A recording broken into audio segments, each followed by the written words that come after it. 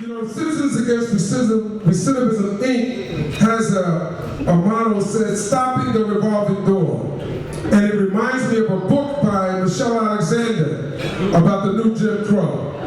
So maybe we ought to take a look at that book to see how that book would help us end this so-called mass incarceration and thereby end that revolving door. I want to give a plug for that book because there's a whole movement stemming from that book that I think is going to be very significant for prison reform or the end of prison period, we hope. I want to also recognize Taj Berrien from my staff. Taj and I are co-hosts with Eddie Ellis in a show called Behind the Walls, over the fourth Saturday of the month. And I'd like to give him a round of applause. He's a young brother that has joined my staff and is really doing a wonderful job. I want to begin by talking about the Central Park Five. Some of you may have heard of them. These are 5 young men who were falsely accused of the Central Park jogger rape. Before a trial or an intensive investigation, the Central Park Five were predetermined to be guilty. Some of you may remember Wolfpack that was called out against them by one prominent elected official. Urban terrorists was another phrase that was thrown out against them, poisoning the air to basically condemn them as guilty before they were even given an opportunity to make a case. And then you may remember another guy by the name of Donald Trump who decided that he was going to try to run for president under a banner called "Where are our police? Bring back the death penalty." Took a full-page ad out in the New York Times, the Daily News, the New York Post, and the New York Newsday, calling for the return of the death penalty.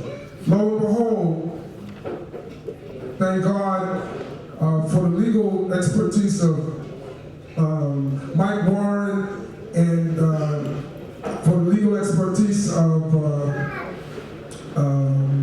Roger Wareham, Yusef Salaam, Corey Wise, Anton McCrae, Kevin Richardson, and Raymond Santana were ultimately found not to be guilty of that crime. But imagine if, in fact, we had listened to Donald Trump and those who called them urban terrorists and Wolfpack, they would be dead. And this was a time when they wanted to overturn the death penalty. So we have to be very careful about the politicization of crime, especially when it comes to our young people who are usually considered to be guilty before they even get a chance to be before the court.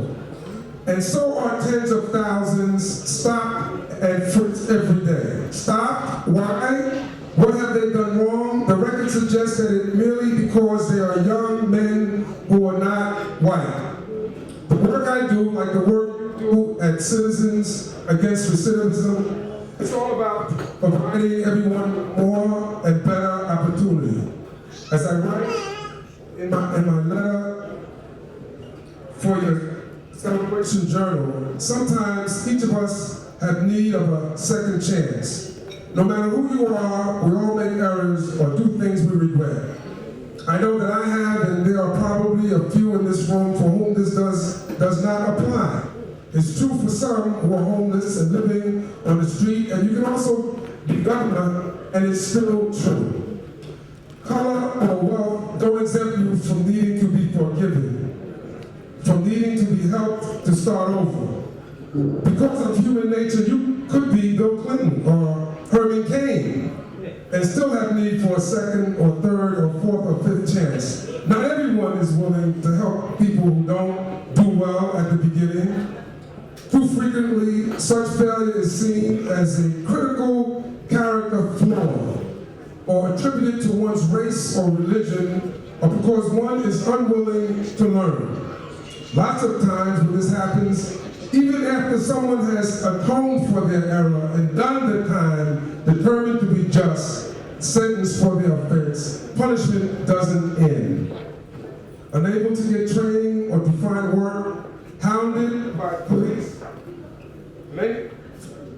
am I saying something wrong? Many people become caught up in a cycle meant not to redeem or to rehabilitate, but to scapegoat and fulfill negative prejudicial expectations. The good news is folks like you, Citizens Against Recidivism, or the group I helped to start, SNUG, which is guns spelled backwards, are programs with a proven track record, eliminating the revolving door in our prisons, programs that treat ex-offenders as what they are, human beings who are our most precious, most wasted resource.